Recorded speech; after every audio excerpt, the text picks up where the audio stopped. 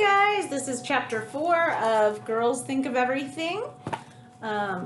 Mary Anderson and windshield wipers. It was a dreadful day weather-wise. Snow and sleet pelted the pavement and people burrowed deep within their coats, hoping to catch the sights and escape the blustery cold. Mary Anderson of Birmingham, Alabama climbed aboard a New York City streetcar. The year was 1902. It turned out to be a ride she would never forget, but not because of the scenery. Instead, the ride would inspire her to invent the very first windshield wiper, and simply because she felt sorry for the streetcar driver who struggled to see through the glass. The invention not only would improve conditions for all drivers, but would save countless lives as well.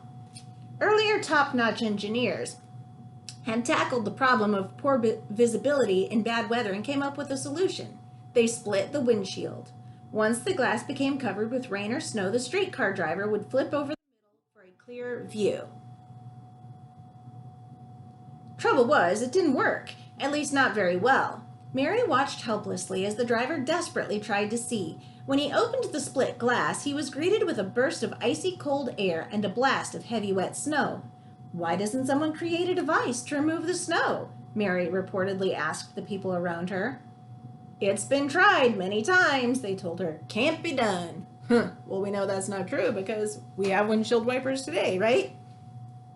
Nonsense, thought Mary as she scribbled in her notebook. Why can't there be a lever on the outside that would move an arm on the outside to swipe off the snow? Oh, a lever on the inside to swipe off the outside. To her, it seemed perfectly simple.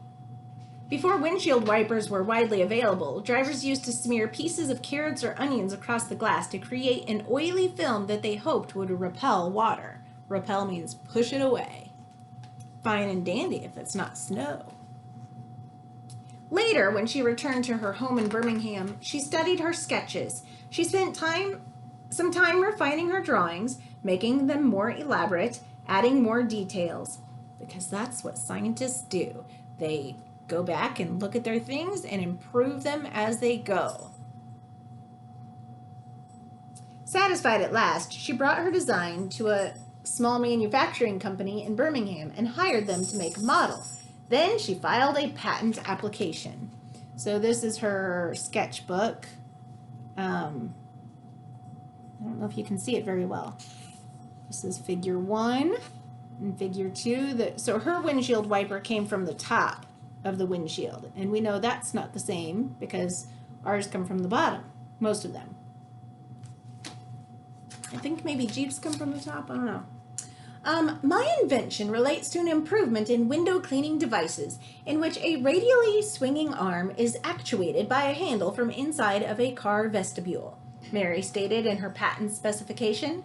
In other words, a lever on the inside that would move an arm on the outside. Mary's wiper was made of wooden strips and pieces of rubber. She designed it to be removed in good weather so that it would not interfere with the appearance of the streetcar. One of her most important elements was the addition of a counterweight. This was used, she wrote, to provide means for maintaining a uniform pressure upon the glass throughout the entire area, swept by my improved window cleaning device. In other words, it would swipe off the snow. Mary was awarded a patent in 1903 for a window cleaning device, a windshield wiper. Once the invention was protected by patent, she wrote a large Canadian company offering to sell her rights. They weren't interested. After reviewing her proposal, they decided that her invention had little, if any, commercial value. They simply didn't think it would sell. They encouraged her, however, to submit any other useful patents she might have for their consideration. Mary put the patent in a drawer, and eventually it expired. Several years later, someone else revived her idea, patented, oh, that's a tricky word to say. It sold it and made a very large sum of money. Every day, lives are saved due to increased visibility during bad weather. Even in our high-tech society, the windshield wiper remains one of the greatest safety inventions of the modern-day automobile. And tourists can see the sights despite the sleet, snow, or rain. All right, I shall do another reading later, and I hope you're enjoying it. I'm certainly enjoying reading all the inventions that women have come up with.